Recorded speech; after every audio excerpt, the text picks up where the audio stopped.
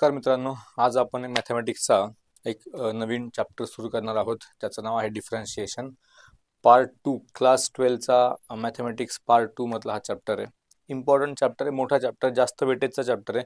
3 ते 4 क्वेश्चन या चॅप्टरमधून पेपरमध्ये असणार आहेत, पण तो सोपा असणार आहे हा चॅप्टर. सेकंड जो पार्ट आपण बघतो, कॅल्क्युलसचा सगळा पार्ट आहे, डेरिव्हेटिव्ह, इंटिग्रेशन वगैरे, त्यातला हा चॅप्टर सोपा आहे तसा विचार केला गेला तर. आणि तुम्ही फिजिक्समध्ये पण क्लास 11 पासून डेरिव्हेटिव्ह शिकलेला असता, मॅथ्समध्ये पण वापरतो आपण, त्यामध्ये तुम्ही ऑलरेडी त्याचे फॉर्म्युले, त्याच्या मेथड्स ते बऱ्यापैकी तुम्ही त्याला फॅमिलियर असता. सो हे आपला एक स्कोरिंग असा हा चॅप्टर असणार आहे, ज्याच्यामध्ये आपण चांगला स्कोर करू शकतो. जे काही 3-4 क्वेश्चन या चॅप्टरमधून पेपरमध्ये येणार आहेत, ते 3-4 क्वेश्चन आपण इझिली अटेम्प्ट करू शकतो, असा हा चॅप्टर असणार आहे. तर बेसिक कन्सेप्ट काय काय या चॅप्टरमध्ये आपण पाहणार आहोत. सुरुवातीला सगळ्यात पहिले काय पाहिजे आपल्याला, की डेरिव्हेटिव्ह म्हणजे काय असतं ते. ठीक आहे ना, एखाद्या फंक्शनचा आपण जर डेरिव्हेटिव्ह घेतोय किंवा ते डिफरन्शिएशन म्हणतो आपण त्याला, ठीक आहे ना, हे जे घेतोय आपण डेरिव्हेटिव्ह, हे डेरिव्हेटिव्ह घेतो म्हणजे आपण काय फाइंड करतोय नेमकं ते इम्पॉर्टंट आहे. तर त्याचा मिनिंग महत्वाचा आहे. What is differentiation? डिफरन्शिएशन म्हणजे आहे काय ते बघायचं सुरुवातीला आपल्याला. तर डेफिनेशन काय सांगते, की differentiation measures how one quantity changes with respect to another quantity.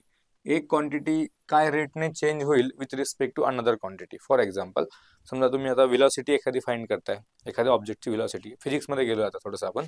समजा एका ऑब्जेक्टची व्हेलॉसिटी आपण फाइंड करतोय, तर त्याच्यामध्ये काय करणार तुम्ही, की डिस्प्लेसमेंट जी होते त्या ऑब्जेक्टची विथ रिस्पेक्ट टू टाइम होणार. आपण टाइमर स्टार्ट केला, ऑब्जेक्टने मूव्ह व्हायला सुरुवात केली, टाइमर स्टार्ट झाला, 0 सेकंडला आपण 0 पोझिशनला आहेत, इनिशियल पोझिशनला आहेत म्हणजे.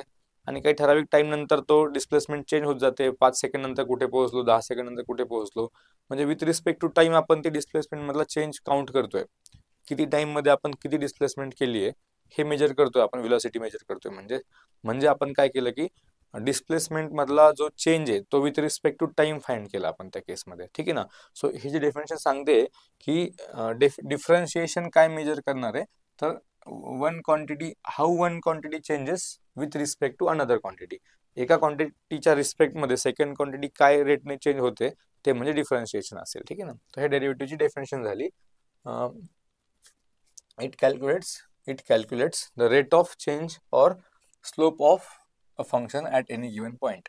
आता त्या दोन डेफिनेशन आपण खरं तर सांगणार आहेत डेरिव्हेटिव्हच्या. एक सांगणार आपण ग्राफिकल अप्रोच त्याचा, की ग्राफिकली त्याचा मिनिंग काय असेल. एखाद्या फंक्शनचा डेरिव्हेटिव्ह आपण घेतोय म्हणजे त्याचा ग्राफिकली मिनिंग काय ते आपण एक डेफिनेशन वेगळी सांगणार आहेत. आणि फिजिकल जे आपण फिजिक्समध्ये जे शिकतोय आपण ज्या गोष्टी, त्याच्यामध्ये आपण त्याचं मिनिंग सांगतो, की रेट ऑफ चेंज. आपण जे आता बोललो, की एका क्वांटिटी मधला change with respect to another quantity, म्हणजेच तो रेट ऑफ चेंज. एका क्वांटिटी मधला रेट ऑफ चेंज फाइंड करतो आपण with respect to another quantity. ठीक आहे ना. हे झालं फिजिक्ससाठी आपण जे डेफिनेशन सांगतो ती डेफिनेशन. दुसरी काय सांगितली आपण, ग्राफिकली काय म्हणतोय, की it represents slope of a function at any given point. हा समजा एक ग्राफ दिलाय, हा एक फंक्शन आहे F of x. F of एक्सचा जर हा ग्राफ असेल, हा जो ग्राफ मी इथे करून दाखवलाय, हा फंक्शन एफ ऑफ एक्सचा ग्राफ आहे समजा. ठीक आहे ना. हे फंक्शन एफ ऑफ एक्स आहे, याचा हा ग्राफ काढला. आता हा जो एक पॉइंट आहे, या पॉइंटला आपण टँजंट काढली आहे. ठीक आहे. इथे एक टँजंट दाखवली, या पॉइंटला एक टँजंट दाखवली आहे, आणि या पॉइंटला एक टँजंट आपण दाखवतोय. ठीक आहे. या 3 पॉइंटला आपण या 3 टँजंट्स दाखवल्यात. ठीक आहे. इथे तर डेरिव्हेटिव्हचा जो ग्राफिकल मिनिंग असेल तो म्हणजे काय असेल, की तो जो पॉइंट आपण सांगतो, या पॉइंटला आपण ही टँजंट सांगितली ए पॉइंटला, तर त्या टँजंटचा स्लोप काय असेल, slope of tangent at given point, म्हणजे पण त्या फंक्शनचा काय असेल, डेरिव्हेटिव्ह असेल. म्हणजे हा एफ ऑफ एक्स जो आहे, तुम्ही याचा डेरिव्हेटिव्ह लिहिता एफ डॅश ऑफ एक्स, हा काय रिप्रेझेंट करणार आहे हे असं लिहिता, किंवा आपण त्याला dy बाय dx लिहितो. हा काय रिप्रेझेंट करणार आहे ऑलवेज, हा त्या फंक्शनच्या मध्ये जो की एखादा पॉइंट तुम्हाला दिलाय, कोणत्या पॉइंटला आपण टँजंट ड्रॉ करतो त्या पॉइंटला जी टँजंट आहे त्या टँजंटचा आपण स्लोप सांगणार, dy बाय dx सांगणार. म्हणजे काय करणार आपण, त्या फंक्शन मध्ये स्लोप ऑफ टँजंट सांगणार ॲट गिवन पॉइंट. ठीक आहे. हा त्याचा ग्राफिकल मिनिंग झाला. आणि ऑलरेडी आपण त्याचं डेफिनेशन बघितलीच आहे, की डेरिव्हेटिव्ह म्हणजे काय असेल, की हा rate of change of one quantity with respect to another quantity. हे दोन डेफिनेशन आपण डेरिव्हेटिव्ह मध्ये सांगतो. ठीक आहे. एक ग्राफिकल सांगतो आणि एक फिजिक्समध्ये सांगतो. बरं, हा डेरिव्हेटिव्ह फाइंड करण्यासाठी लिमिट्सचा आपल्याला यूज करायचा आहे. याची डेफिनेशन युझिंग लिमिट्स असं इथे टायटल दिलंय, की डेफिनेशन युझिंग लिमिट्स. लिमिट्सचा यूज करून आपण हे डेरिव्हेटिव्ह म्हणजे काय ते डिफाईन करणार आहेत. ठीक आहे ना. याला फर्स्ट प्रिन्सिपल ऑफ डेरिव्हेटिव्ह पण म्हणतात. हा डेरिव्हेटिव्हचा फर्स्ट प्रिन्सिपल आहे.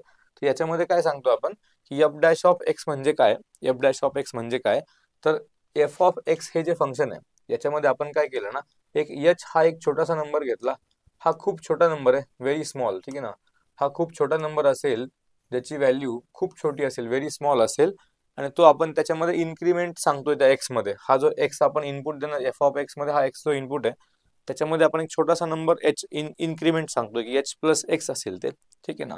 तर हे नवीन जे फंक्शन तयार होईल F of x plus H, त्या एक्स मध्ये आपण छोटासा एक खूप छोटा नंबर एच आपण इन्क्रीमेंट करून सांगतोय.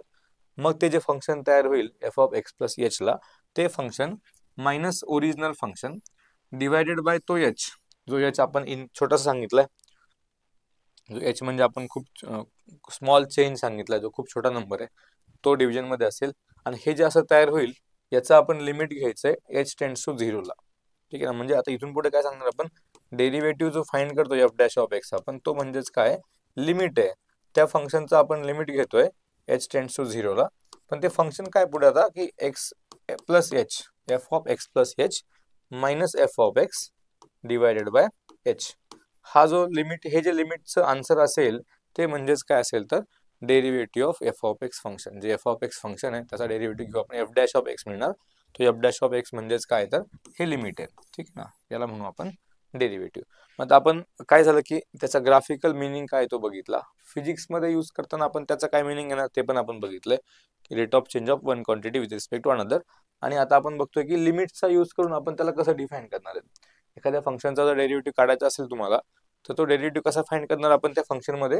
तर हे जे लिमिट दिलं हे लिमिट आपण फाइंड करायचे आणि ते म्हणजेच त्या फंक्शनचा डेरिव्हेटिव्ह असेल, ठीक आहे. हे सगळं त्या डेफिनेशन झाल्या त्या डेरिव्हेटिव्ह मध्ये काय काय त्या. ओके, हे पुन्हा तेच सांगितलं की जॉमेट्रिक मिनिंग म्हणजे स्लोप ऑफ टँजंट, आणि दुसरा मिनिंग म्हणजे काय असेल तर rate of change of a function at specific point. त्या पॉईंटला रेट ऑफ चेंज ऑफ काय फंक्शनचं ते म्हणजे पण डेरिव्हेटिव्ह असेल, ठीक आहे. तर हे सगळं डेफिनेशन झाली की डेरिव्हेटिव्ह म्हणजे काय असणार. त्याच्या डिफरंट आपण डेफिनेशन्स बघितल्या, काय काय त्याचा मिनिंग असेल ते, ग्राफिकली काय, फिजिकली काय, ठीक आहे. आता काही फॉर्म्युलेज आहेत जे की हे फॉर्म्युले पण आपण पाठ केलेले असतात ऑलरेडी, म्हणजे तुम्ही फिजिक्समध्ये पण केलेत, मॅथ्समध्ये पण केले, ऑलरेडी केलेलेच सगळे. तर हे जे फॉर्म्युले आपण तयार करतो ना, की एक्स रेस टू एनचा डेरिव्हेटिव्ह सांगतो आपण n into x raise to n minus one, हा कुठून तयार केला असेल तर आपण आता जे लिमिट बघितलं मगाशी, लिमिट जे फाइंड करून आपण डेरिव्हेटिव्ह डिफाईन करतो, ते लिमिट फाइंड करूनच हे त्याचे हे म्हणजे आन्सर आलेलं डेरिव्हेटिव्हचं.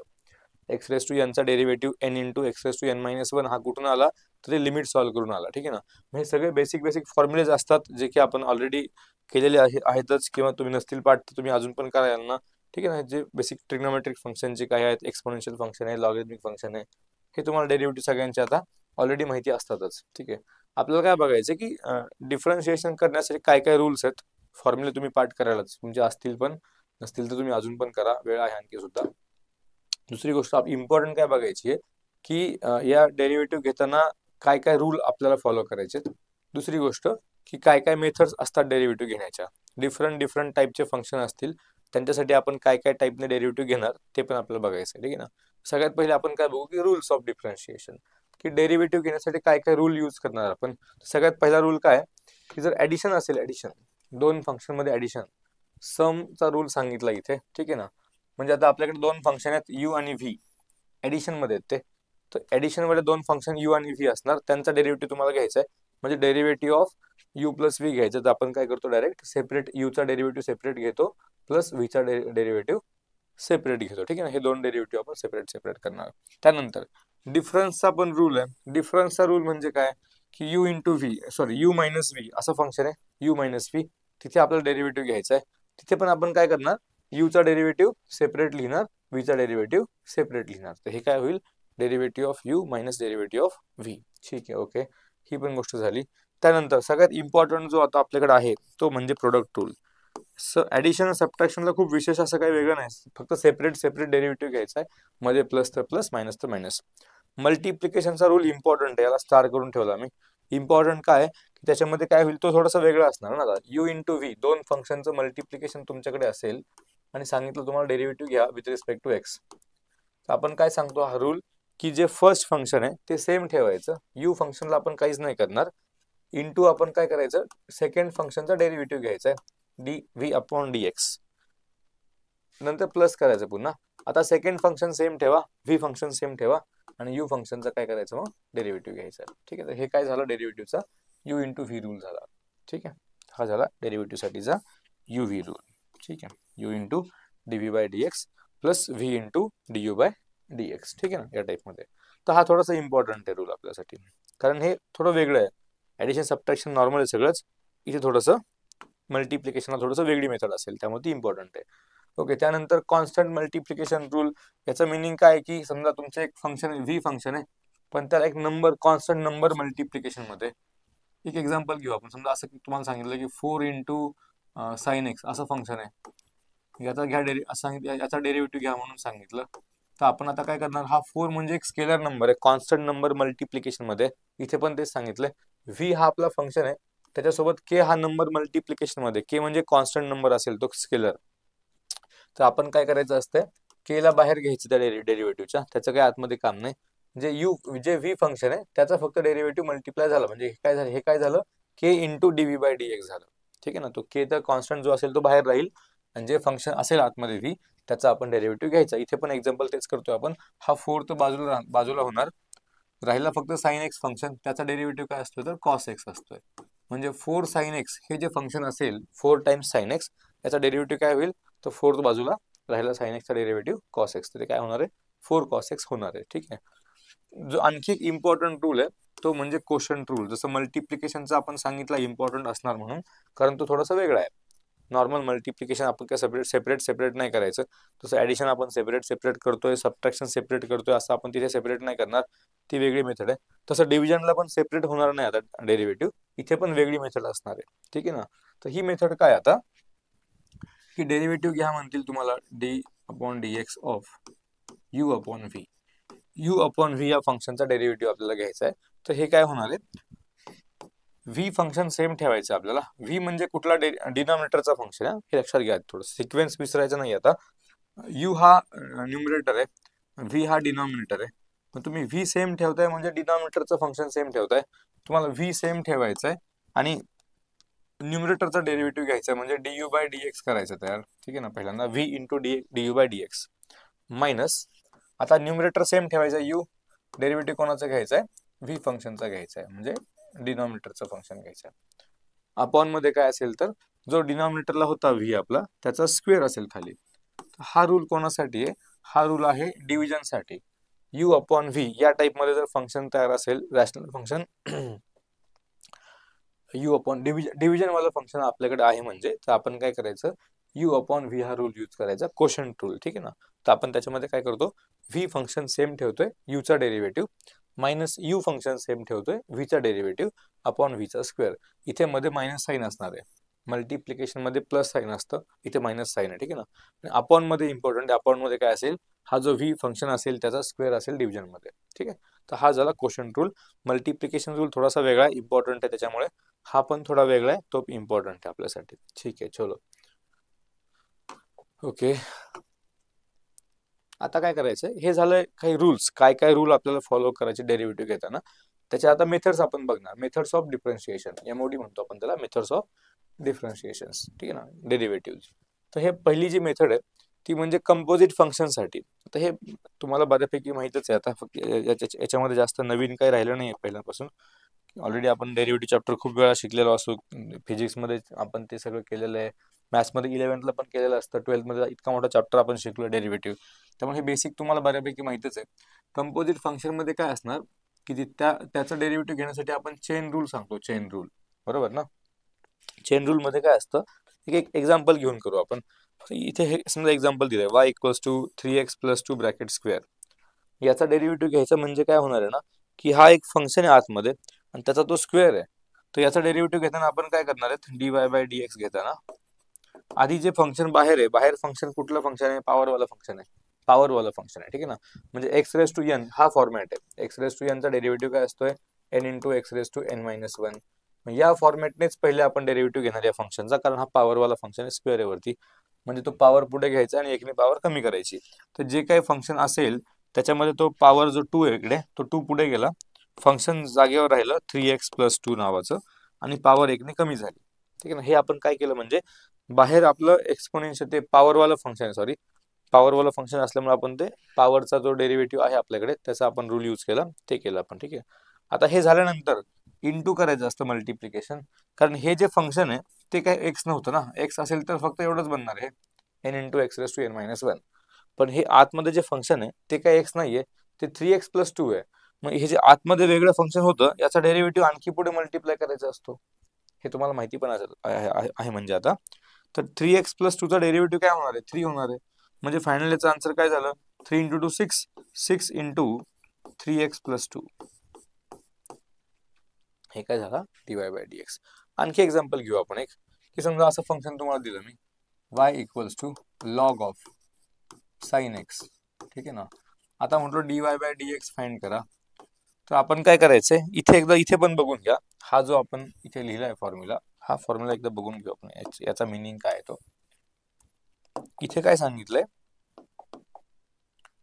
की जर तुम्हाला एक फंक्शन दिलंय यू फंक्शन, वाय फंक्शन दिलं, ठीक आहे ना, वाय फंक्शन आहे, y is a differentiable function of u, but तो वाय फंक्शन डिफरन्शिएबल आहे यू मध्ये आहे फंक्शन, तो वाय फंक्शन यू मध्ये डायरेक्ट एक्स मध्ये नाहीये, अँड यू हे जे फंक्शन आहे ते डिफरन्शिएबल आहे इन एक्स. ठीक आहे ना, वाय फंक्शन डिफरन्शिएबल आहे यू मध्ये, यू फंक्शन डिफरन्शिएबल आहे एक्स मध्ये. ठीक आहे ना, असं आहे ते. म्हणजे मग काय करावं लागेल, जर तुम्हाला वायचा डेरिव्हेटिव्ह घ्यायचा विथ रिस्पेक्ट टू एक्स, पण वाय हे फंक्शन कशामध्ये डिफरन्शिएबल आहे, यू मध्ये पहिले. ठीक आहे ना, आणि त्यानंतर यू हे फंक्शन कशामध्ये डिफरन्शिएबल आहे, तर एक्स मध्ये डिफरन्शिएबल आहे.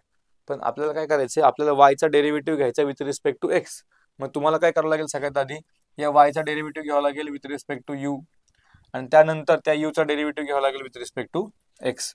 म्हणजे आपण काय करणार मग, dy/dx म्हणजे काय करायचंय, dy/du इंटू du/dx. इथे हे सेम एक्झाम्पल इकडे बघा. आता आपल्याकडे काय आहे, y हे फंक्शन आहे लॉग फंक्शन. ठीक आहे ना, पण हे लॉग फंक्शन कशामध्ये, लॉग फंक्शन एक्स मध्ये नाहीये, लॉग फंक्शन साइन मध्ये. लॉगच्या आतमध्ये साइन फंक्शन आहे ना, बाहेर लॉग आतमध्ये साइन, म्हणजे लॉग हे फंक्शन साइन मध्ये. ठीक आहे ना, आणि साइन आता एक्स मध्ये. मग तुम्ही काय करणार, पहिले सगळ्यात आधी आपण जे बाहेर जे फंक्शन आहे लॉग वाला, त्या लॉगचा डेरिव्हेटिव्ह घ्यायचा आहे. लॉगचा डेरिव्हेटिव्ह काय असतो, 1/x, पण आता एक्स नाही तर काय तिथे साइन एक्स असेल, 1/sin x होणार.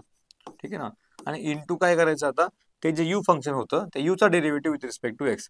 आपला यू म्हणजे कोण आहे, आपला यू म्हणजे साइन एक्स आहे आतमध्ये, बरोबर ना. मग साइन एक्सचा डेरिव्हेटिव्ह मल्टिप्लाय होईल, तो काय असेल तर कॉस एक्स असेल. हा काय झाला तुमचा चेन रूल झाला. आणखी एक्झाम्पल करा थोडंसं एखादं, की असं दिलं तुम्हाला की पुन्हा लॉगच घेऊ आपण, लॉग ऑफ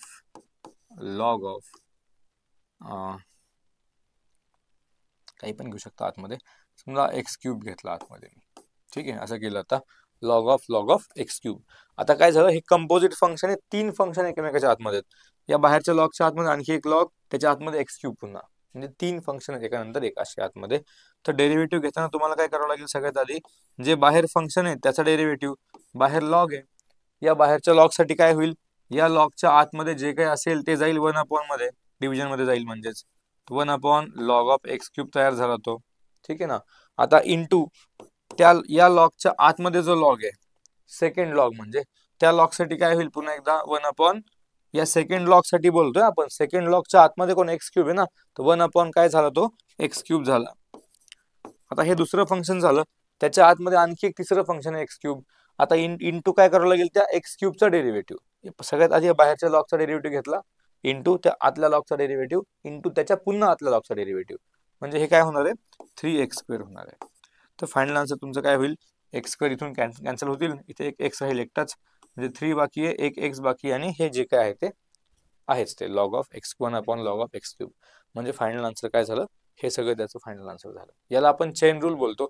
चेन रूल का बोलतो आपण याला, की हे चेन आपण चेन सॉल्व्ह करत चाललोय ना, की चेन मध्ये डेरिव्हेटिव्ह घेत चाललोय आपण, बाहेरच्या फंक्शनचा डेरिव्हेटिव्ह इंटू त्याच्या आतल्या फंक्शनचा डेरिव्हेटिव्ह इंटू पुन्हा त्याच्या आतल्या फंक्शनचा डेरिव्हेटिव्ह, म्हणजे हे चेन तयार करतो आपण, त्यामुळे त्याला काय म्हणतो आपण, चेन रूल म्हणतो. हे कंपोजिट फंक्शन साठी असणार आहे. ठीक आहे ना, डेरिव्हेटिव्ह ऑफ कंपोजिट फंक्शन्स. हा झाला, ही झाली पहिली मेथड. म्हणजे तर कंपोजिट मध्ये फंक्शन तयार झालं तर आपण असं सॉल्व्ह करायचे. नंतर आता सेकंड जी मेथड सांगितली इथे, ती म्हणजे लॉगॅरिथमिक डिफरन्शिएशन. लॉगॅरिथमिक डिफरन्शिएशन मध्ये काय असतं, की जर फंक्शन या टाईपचे असतील, ही मेथड यूज कधी करायची हे सगळ्यात महत्वाचं आहे. की लॉगॅरिथमिक डिफरन्शिएशन म्हणजे काय असतं, की आपण फंक्शनच्या दोन्ही साईडला लॉग घेणार, दोन्हीकडे लॉग घेणार, आणि मग मग त्याला आपण डेरिव्हेटिव्ह घेऊन त्याला सॉल्व्ह करणार आहेत. पण दोन्हीकडे लॉग कधी घ्यायचं, कोणत्या केसमध्ये घ्यायचं, तर फंक्शन या टाईपमध्ये असायला पाहिजे. एक तर असायला पाहिजे असं काहीतरी की y इक्वल्स टू हे यांचं मल्टिपल फंक्शन आहेत, प्रोडक्ट ऑफ मल्टिपल फंक्शन्स, असा जर पॅटर्न तयार झाला की आपल्याकडे बरेचसे फंक्शन दिलेत 2 3 4 5 काय असतील ते, आणि त्यांचा प्रोडक्ट दिला एकमेकांसोबतचा, तर या केसमध्ये आपण दोन्हीकडे लॉग घेऊ शकतो. इकडे लॉग लॉग y होईल, इकडे काय होईल लॉग ऑफ हे पूर्ण फंक्शन मल्टिप्लिकेशनचं. बट जर लॉगच्या आतमध्ये मल्टिप्लिकेशन असेल तर आपण त्याला काय करतो, सेपरेट लॉग सोबत ऍडिशन मध्ये लिहू शकतो ना, म्हणून इथे आपण लॉग यूज करू शकतोय. ठीक आहे, ही मेथड आपण इथे यूज करणार आहेत. त्यानंतर अजून कधी यूज करता येईल हे, जर असं क्वोशंट वाला फंक्शन असेल, डिव्हिजन वाला function f of x upon g of x, तरी सुद्धा आपण ती मेथड यूज करू शकतो. लॉगच्या आत सेपरेट डिव्हिजन म्हणजेच लॉगचं सेपरेट सबट्रॅक्शन असणार आहे. ठीक आहे ना, तिथे पण ती मेथड यूज होईल. किंवा आणखी एक टाईप असेल की function raise to another function, f of x raise to g of x, असं जर असेल, एक फंक्शन एक्स मध्ये ऑलरेडी बेसला, त्याच्या पॉवरमध्ये आणखी एक फंक्शन एक्स मध्येच, असं जर असेल की एफ ऑफ एक्स याच्या पॉवरमध्ये जी ऑफ एक्स, या टाईपचं जरी फंक्शन असेल, तिथे पण आपण काय करणार आहेत, लॉगॅरिथमिक डिफरन्शिएशन करणार आहेत. लॉग घेऊन आपण त्याला सॉल्व्ह करायचं. ठीक आहे ना, या टाईपमध्ये. ओके, तर हे झालं सगळं लॉगॅरिथमिक डिफरन्शिएशन. हे क्वेश्चन मध्ये आपण करूया ना, की क्वेश्चन जर या टाईपचा आला तर तो सॉल्व्ह करताना आपण हे करणार काय करायचं, ते बेसिक आयडिया एवढीच आहे की दोन्ही साईडला लॉग घ्यायचे, म्हणजे राईट साईडला काय होतं की लॉगच्या प्रॉपर्टी यूज करता येतात. तर ती जर पॉवरमध्ये, एक मिनिट सॉरी मागे गेलो का आपण, जर असं असेल की ते एक फंक्शनच्या पॉवरमध्ये वेगळं फंक्शन आहे, तर लॉगची प्रॉपर्टी यूज करून वरचं फंक्शन आपण पुढे मल्टिप्लाय करू शकतोय. हे लॉगच्या आतमध्ये मल्टिप्लिकेशन आहेत वेगवेगळे फंक्शनचे, त्यांना आपण सेपरेट लॉगमध्ये ऍडिशन मध्ये लिहिणार. हे डिव्हिजन असेल तर लॉगचं काय करणार आपण, सबट्रॅक्शन करणार. ठीक आहे, या टाईपमध्ये या गोष्टी बनवू शकतात. म्हणजे नेक्स्ट जी मेथड आहे ती आहे इम्प्लिसिट फंक्शन साठी. इम्प्लिसिट फंक्शन म्हणजे काय असतं ते सगळ्यात इम्पॉर्टंट आहे, ते समजलं की झालं. मग याच्यामध्ये तर इथे काय असतं की implicit function is relationship between two variables x and y that cannot be conveniently expressed in the explicit form y equals to f of x. Implicit function म्हणजे काय की असे फंक्शन्स ज्यांना आपण एक्सप्लिसिट फॉर्म मध्ये रिप्रेझेंट करू शकत नाहीत. एक्सप्लिसिट फॉर्म म्हणजे काय असतो की y equals to f of x, याचा मिनिंग झाला इकडे एकटाच आहे y, आणि राईट साइडला जे काय असेल ते एक्स मध्ये फंक्शन तयार होईल काहीतरी.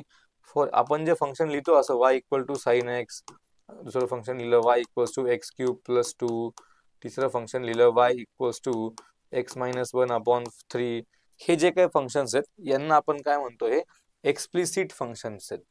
एक्सप्लिसिट म्हणजे काय असतं की ते त्यांचे व्हेरिएबल सेपरेट आहेत. y हा एकटा या साईडला आहे, लेफ्ट साईडला, इकडे राईट साईडला परत y येणार नाही आता कधीच, इकडे सगळं एक्स मध्येच असेल जे काय असेल ते, किंवा कॉन्स्टंट नंबर असेल मग काहीतरी, एक तर एक्स वाले टर्म्स असतील किंवा कॉन्स्टंट टर्म्स असतील. एकटा y लेफ्ट साईडला असणार, बाकी सगळं एक्स मध्ये फंक्शन आहे. म्हणजे y हे फंक्शन आपण दाखवलं एक्सच्या टर्म्स मध्ये, y फंक्शन एक्सच्या टर्म मध्ये, y फंक्शन एक्सच्या टर्म मध्ये, तर याला म्हणतो आपण एक्सप्लिसिट फंक्शन. इथं आपण सेपरेट करू शकतो y ला, एकटा y सेपरेट करता येईल तर त्याला एक्सप्लिसिट म्हणायचं. जर करता येत नसेल असं तर त्याला आपण काय म्हणणार आहेत, इम्प्लिसिट फंक्शन म्हणणार आहेत. ठीक आहे, इथे सांगितलं की हे फंक्शन काय फॉर्म मध्ये असेल, एफ ऑफ एक्स वाय, म्हणजे याच्यामध्ये एक्स आणि वायचे टर्म्स मिक्स असतील, त्यांना सेपरेट नाही करता येणार. फॉर एक्झाम्पल समजा असं केलं काहीतरी मी की असं एक फंक्शन दिलं sine of x plus y, इथे तुम्हाला एक्स आणि वाय सेपरेट नाही करता येत ना, ते सोबत राहणारच आहेत कधी पण. साईनच्या आतमध्ये एक्स प्लस वाय, त्याला सेपरेट आपण करू शकत नाही वायला.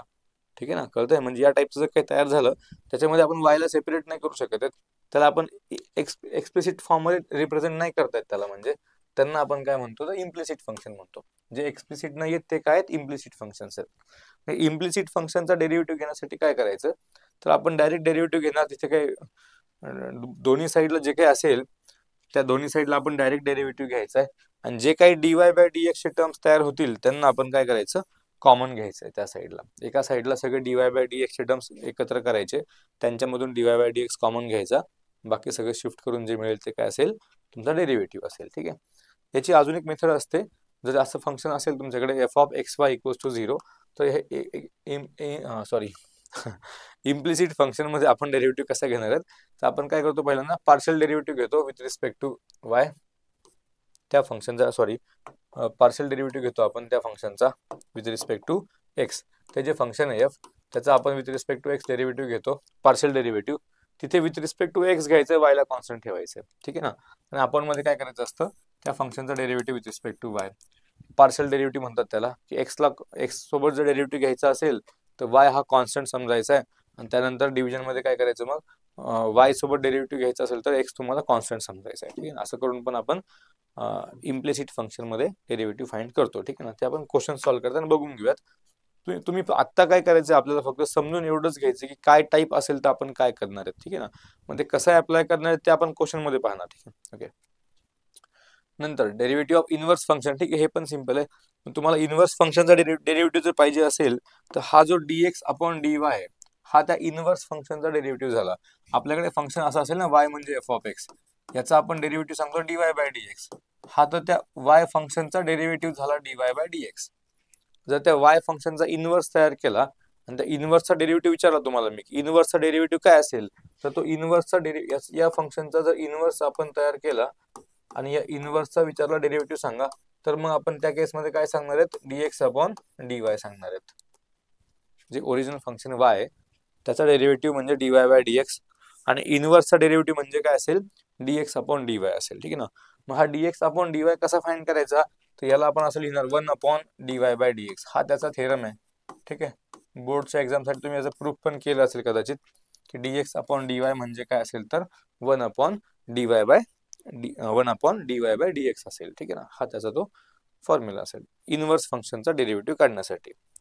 इनव्हर्स फंक्शनचा डेरिव्हेटिव्ह म्हणजे काय असेल, derivative of inverse function is the reciprocal of derivative of original function. इथे पण लिहून दिलंय मी तुम्हाला की डेरिव्हेटिव्ह ऑफ इनव्हर्स फंक्शन काय असतोय, it is the reciprocal of derivative of original function. जे ओरिजिनल फंक्शनचा डेरिव्हेटिव्ह आहे त्याचा रेसिप्रोकल म्हणजेच इनव्हर्स फंक्शनचा डेरिव्हेटिव्ह, ठीक आहे. हा याच्यामध्ये पॉइंट आहे. नंतर याच्यानंतरची मेथड काय असेल तर पॅरामेट्रिक फंक्शनचा डेरिव्हेटिव्ह. आता पॅरामेट्रिक फंक्शन म्हणजे काय असणार ना, पॅरामेट्रिक फंक्शन मध्ये काय असतं की तुम्हाला दोन फंक्शन सेपरेट दिले असतील. फॉर एक्झाम्पल इथे बघा, हा एक्स फंक्शन दिलाय F of T, Y function दिलाय जी ऑफ टी. हे दोन सेपरेट, एक्स ची व्हॅल्यू वेगळी, एक्स साठी एक वेगळं फंक्शन आहे, वाय साठी वेगळं फंक्शन आहे, बट ते एक्सचं function in terms of t given आहे, वायचं फंक्शन पण in terms of t given आहे. म्हणजे आता हा टी जो आहे हा तुमचा पॅरामीटर झाला, याला पॅरामीटर म्हणतात. हा एक वेगळा पॅरामीटर, थर्ड व्हेरिएबल आपण इंट्रोड्यूस केलाय त्या क्वेश्चन मध्ये, त्याला पॅरामीटर म्हणणार आपण, ठीक आहे. एक्स पण त्या टीच्या फॉर्म मध्ये, वाय पण त्या टीच्या फॉर्म मध्ये, ठीक आहे. मग हे काय झालं म्हणजे हे पॅरामीटर झाला टी. तर या फॉर्म मध्ये तुम्हाला जर डेरिव्हेटिव्ह पाहिजे असेल dy बाय dx, ठीक आहे ना. हे तुम्हाला एक्स म्हणजे एफ ऑफ टी आहे, वाय म्हणजे जी ऑफ टी आहे, आणि तुम्हाला डेरिव्हेटिव्ह घ्यायचा आहे derivative of y with respect to x, हे म्हणजेच आपलं dy by dx.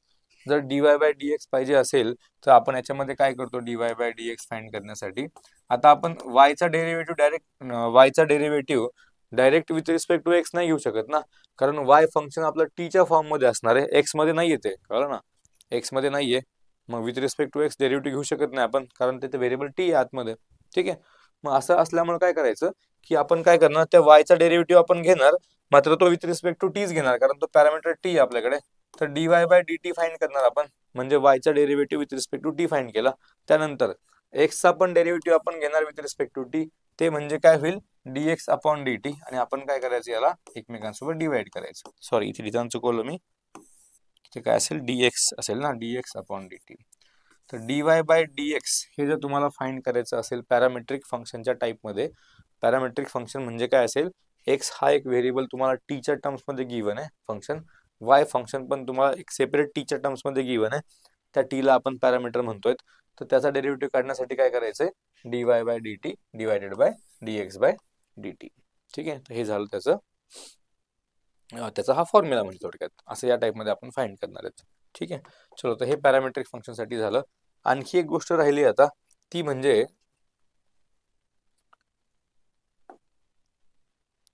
Okay higher order derivative, ठीक आहे ना. हायर ऑर्डर म्हणजे काय असणार आहे की आपण आता डेरिव्हेटिव्ह फाइंड केला, समजा एक फंक्शन तुम्हाला दिलं वाय फंक्शन, काय जे काय असेल ते, हे वाय फंक्शन आहे, याचा फर्स्ट ऑर्डर डेरिव्हेटिव्ह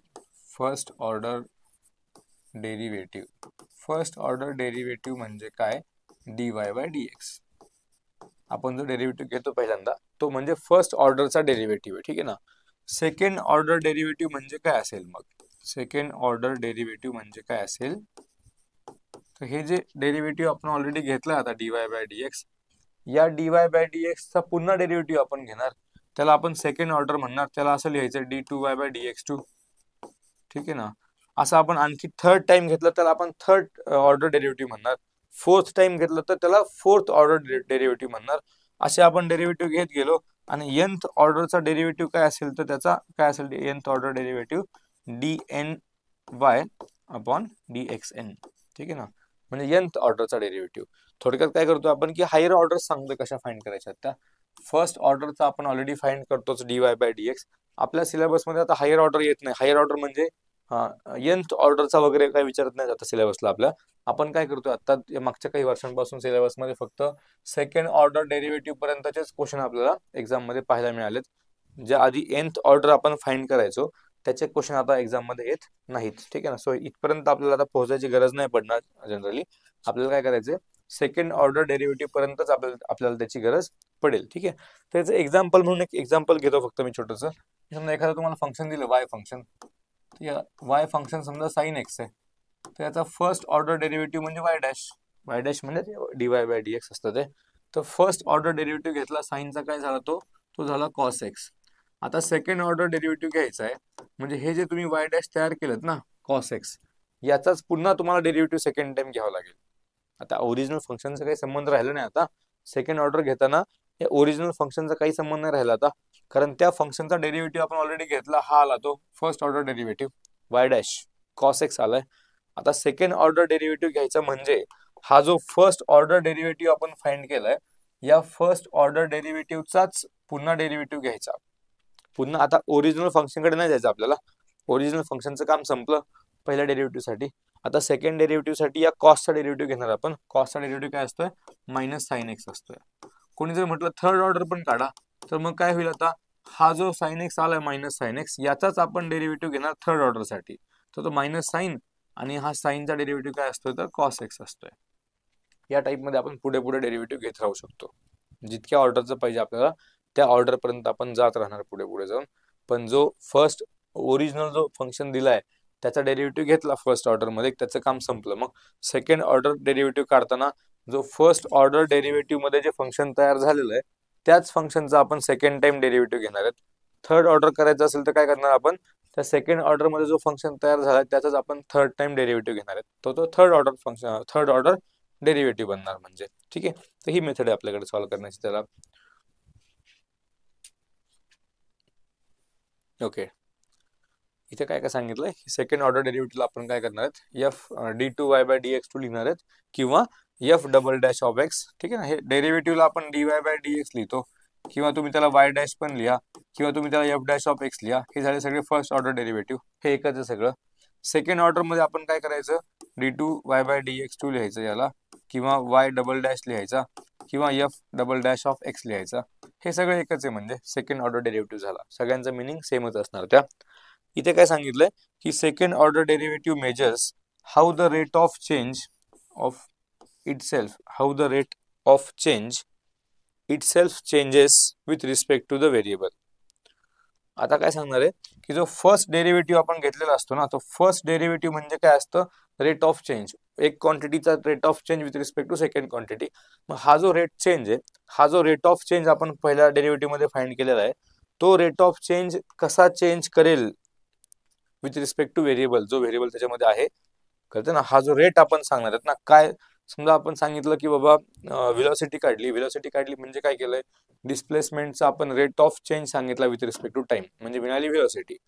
पण व्हेलॉसिटीचा जर डेरिव्हेटिव्ह घेतला आपण, लक्ष द्या थोडंसं, तर काय करायचं ते असं केलं तर मी जे सांगतोय ते काय सांगतोय की समजा आपल्याकडे डिस्प्लेसमेंट आहे एस, याचा आपण डेरिव्हेटिव्ह घेतला फर्स्ट ऑर्डर, तर काय तयार झाला, व्हेलॉसिटी, बरोबर. व्हेलॉसिटी म्हणजे काय की rate of change of displacement आहे with respect to time. Displacement काय रेटने चेंज होतीये विथ रिस्पेक्ट टू टाइम, ते म्हणजे व्हेलॉसिटी आहे. याचा जर आपण आणखी डेरिव्हेटिव्ह घेतला पुढे, तर तो ओरिजिनल फंक्शनचाच सेकंड ऑर्डर डेरिव्हेटिव्ह झाला ना. व्हीचा डेरिव्हेटिव्ह घ्यायचा म्हणजे काय, आता हेच केलं आपण, वायचा डेरिव्हेटिव्ह आला हा वाय डॅशचा घेतला की तो Y double dash second order. तेच इथे होणार आहे की यस, डिस्प्लेसमेंटचा डेरिव्हेटिव्ह घेतला फर्स्ट ऑर्डर, व्हेलॉसिटी तयार झाली.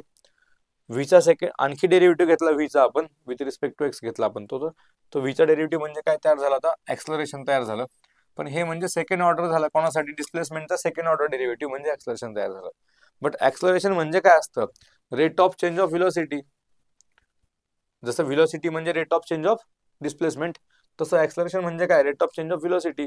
म्हणजे सेकंड ऑर्डर डेरिव्हेटिव्ह जो आपण घेणार आहे, सेकंड ऑर्डर डेरिव्हेटिव्ह, हा सेकंड ऑर्डर डेरिव्हेटिव्ह काय रिप्रेझेंट करणार, तर जो आपण रेट ऑफ चेंज सांगितलाय फर्स्ट डेरिव्हेटिव्ह मध्ये, तो काय रेटने, तो जो रेट ऑफ चेंज आपण फर्स्ट डेरिव्हेटिव्ह सांगितलाय, फर्स्ट डेरिव्हेटिव्ह मधला जो रेट चेंज आहे तो काय रेटने चेंज होणार आहे, तो म्हणजे सेकंड डेरिव्हेटिव्ह. जसं इथे एक सांगितलं आपण की फर्स्ट डेरिव्हेटिव्ह मध्ये आपण व्हेलॉसिटी सांगतोय, व्हेलॉसिटी म्हणजे rate of change of displacement, displacement काय रेटने चेंज होते, तो रेट म्हणजे व्हेलॉसिटी आहे.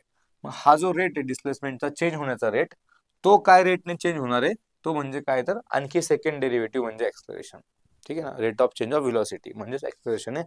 मग rate of change of velocity म्हणजेच जो डिस्प्लेसमेंट मधला रेट सांगितला आपण व्हेलॉसिटी मध्ये ऑलरेडी, त्याच्यामध्ये चेंज काय रेटने होणार, ठीक, तो म्हणजे सेकंड डेरिव्हेटिव्ह असणार आहे. ओके, आणि it provides information about the curvature or concavity of the graph of the function. ग्राफचा कर्वेचर कसा असेल ते पण आपण त्या सेकंड डेरिव्हेटिव्ह मधून सांगू शकतोय. ठीक आहे ना, तर हे सगळे बेसिक कन्सेप्ट झाले या चॅप्टरचे. आता याच्यामध्ये एक महत्वाची गोष्ट एवढी करायची की काही स्टँडर्ड सबस्टिट्यूशन्स आहेत, की जर तुमच्याकडे या टाईपचं फंक्शन तयार झालं क्वेश्चन सॉल्व्ह करताना, तर असं काहीतरी तयार झालं की रूटच्या आतमध्ये ए स्क्वेअर मायनस एक्स स्क्वेअर आहे, तर आपण सबस्टिट्यूशन काय करायचं हे इम्पॉर्टंट आहे, हे इम्पॉर्टंट असणार आहे. तर एक्सला आपण काय करायचं, ए साइन थिटा किंवा ए कॉस थिटा हे सबस्टिट्यूट करायचं. किंवा समजा असं दिलं तुम्हाला रूटच्या आतमध्ये एक्स स्क्वेअर प्लस ए स्क्वेअर, तर त्याला पण आपण काय करायचं, ए टॅन थिटा किंवा ए कॉट थिटा ठेवायचं. ठीक आहे ना, या टाईपमध्ये. तर हे स्टँडर्ड सबस्टिट्यूशन्स आहेत, हे तुम्हाला लर्न करून ठेवावे लागतील, की त्या टाईपमध्ये जर आपला क्वेश्चन असेल तर आपण एक्सच्या जागेवरती काय सबस्टिट्यूट करायला पाहिजे, म्हणजे हे क्वेश्चन थोडासा सॉल्व्ह करण्यासाठी सिम्पल होईल. म्हणजे एवढंच ते, याचं काम काय असतं की डेरिव्हेटिव्ह घेणं सोपं झालं पाहिजे, म्हणून आपल्याला काय करायचं असतं की सबस्टिट्यूशन्स करायचे असतात, की काय टाईप जर फंक्शन असेल तर आपण तिथे सबस्टिट्यूट काय केलं पाहिजे ते. ठीक आहे, हे सगळं एकदा पाहून घ्या, लर्न करून ठेवा ते. ती एक गोष्ट झाली. आणि आणखी पण हे आणखी पण असतील सबस्टिट्यूशन. ओके, सॉरी, अरे येस, इथे पण दिले सबस्टिट्यूशन्स काय आहेत ते, की रूटमध्ये 1 मायनस एक्स स्क्वेअर तर साइन थिटा ठेवा, कॉस ठेवा, 1 प्लस एक्स स्क्वेअर तर टॅन ठेवा. ठीक आहे ना, हे सगळं तुम्ही पाहून घ्या, टेबल सगळे एकदा व्यवस्थित, पुस्तकात पण दिलेलं असतं, इथे पण समोर सगळं दिलंय मी तुम्हाला. हे तुम्हाला लर्न करून ठेवायचे.